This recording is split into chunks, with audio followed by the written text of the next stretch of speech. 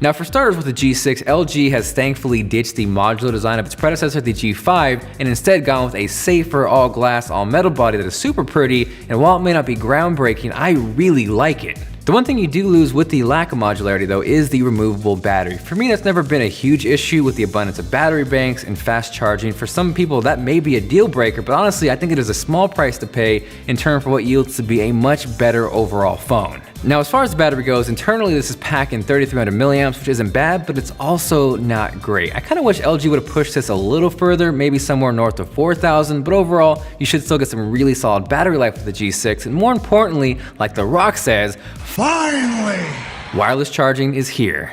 Now, wireless charging isn't game-changing or revolutionary, and yes, we've seen it on a ton of other phones before, but it's 2017, which means it's about time every phone includes wireless charging. I'm looking at you, Apple, so thumbs up to LG on this one. So while the removable battery may be gone, the one thing power users can still rejoice and hold on to dearly is expandable storage via micro SD. You're probably gonna hear some fancy tech talks run around like expandable up to 2 terabytes of storage. Roping people back to reality for a second, the biggest current micro SD card available is 1/8 that capacity, and even that is around $200. So you can imagine, even if a 2 terabyte micro SD card does come out, you're gonna have to sell some blue sky to afford it. Beyond that, the LG G6 features a USB-C port, which is a thumbs up because everything should be USB-C. We also still see the classic LG power button and fingerprint reader on the back, which is a little weird if you've never used it, but once you spend some time with it, it feels really natural. Now beyond the design changes, I think maybe what stood out most to me with the G6 has gotta be the display, because it's really different than anything you're normally used to seeing. This has a 5.7-inch IPS LCD display with a resolution of 2880 by 1440. And if you're thinking to yourself, that math sounds a little off,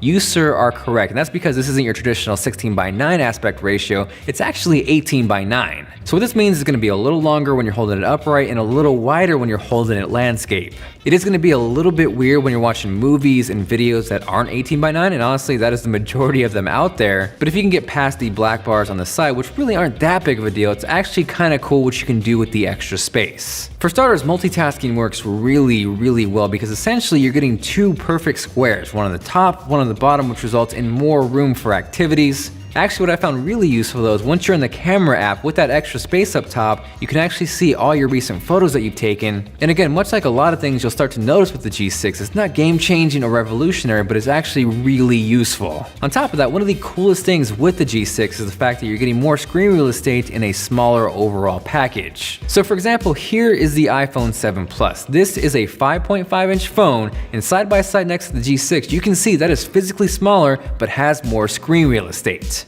So that right there honestly is kind of a big deal. I've always thought the iPhone 7 Plus was kind of bulky and too big for one-handed use, so the fact that you could fit a bigger screen in a smaller package that feels better in your hand is kind of a win. Beyond that, the bezels, or rather lack thereof on the G6, are a beautiful, beautiful thing. The curved elements are a super nice touch, and you kind of just want to stare at it and appreciate the display. So day 2 is when I got to spend some time with the camera, or cameras I should say, on the G6. I gotta admit though, every time I stare at this thing, I cannot unsee the monkey tablet stand. Regardless though, with this guy, you're getting twin 13 megapixel shooters, the first of which being your standard portrait lens, and the second being an ultra wide get everything in the shot lens. What I particularly like about this on the G6 is the fact that you don't lose any quality jumping back and forth from lenses. Here are a couple pictures, the first of which being the standard lens. I'm gonna then hop over to the ultra wide lens, and you can see for it being really gloomy, overcast, and nasty outside nearing sunset, both of these do a fantastic job, and you don't really notice any quality difference at all. Overall, for the past couple years, I've really liked what LG's done in terms of smartphone cameras, and with the G6, it is no different here. I definitely do want to still put it through its paces a little more, but overall, so far, I am super impressed with the camera. Now, another bright note with the G6 is the fact that it is now water resistant. Just doing some basic things like tossing it in water, taking some video, everything worked perfectly. And while those tests weren't crazy by any means, I do have some plans for some more extreme water tests featuring the G6, and if that's something you want to see, make sure you guys drop a like down below.